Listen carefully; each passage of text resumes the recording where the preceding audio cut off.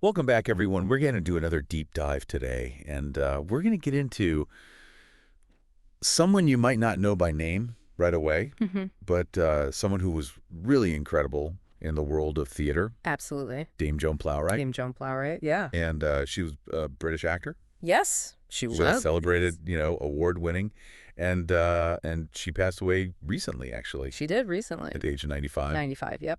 So lived a very long life. A long and full life, it seems like, yeah. Yeah, it does seem that way. Yeah. Now, here's a little something that might pique your interest. Okay. She was married to Laurence Olivier. Wow. Yeah. The Laurence Olivier? Yeah. That's quite the That says a bell. claim to fame, yeah. Right. And so, A power couple. that's got to be kind of interesting to think about in terms of like, Yeah, theater history and how did their careers influence each other? Yeah. What was it like for Plowright as a woman, to be in that world oh, yeah. alongside such a giant? That's such a great point because, I mean, we know she won a Tony Award, so she's obviously incredibly talented. Yeah. But how did her career, and was it just a career or was it really remarkable? Right. And how diverse was it? And, how much did that marriage play into it, or did Did it help? she have to fight even harder? Or hinder Oh, yeah. to be seen as an individual? Yeah. Yeah.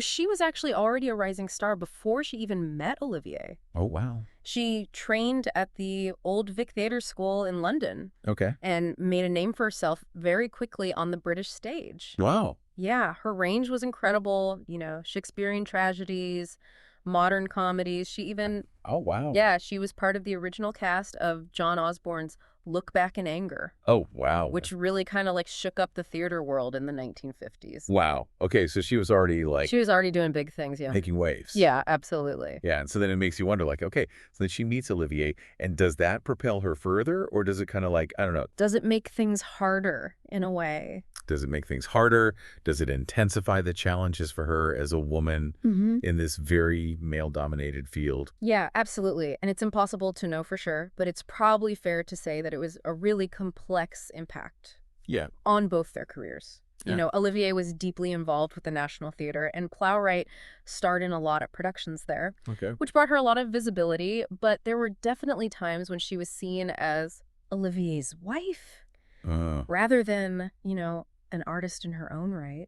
That's so frustrating, It is. especially when she was already kind of like making her own way. Exactly. It makes you think about just like how women in theater were perceived at that time. Totally. And what roles were even available to them. Right, exactly. Yeah. And Plowright herself spoke about the limitations she faced, Wow. but she never let that define her. Good for her. Yeah. Yeah. She continued to choose roles that were challenging.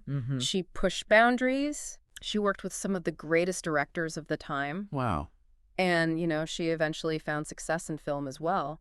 Really? Yeah, she was even nominated for an Oscar For what? for her role in Enchanted April. Oh, wow. Okay, so, our listener who's thinking about Joan Plow right now, it seems like her story is really one of resilience and like commitment to her craft, Yeah, no matter what, absolutely. despite the obstacle. Yeah, and beyond the awards and the marriage, Yeah. it's her dedication to her art and her incredible range and her refusal to be pigeonholed that really stands out. Yeah.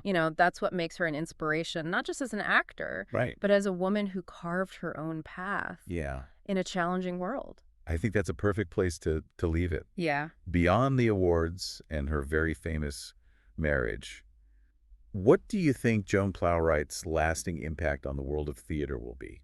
Yeah. What do you think? I don't know. That's what I want our listeners to think about. I think that's a great question Yeah. to ponder. All right. Well, thanks for joining me on this deep dive. Absolutely. It was a pleasure. Until next time. Yeah. See you then. Bye-bye.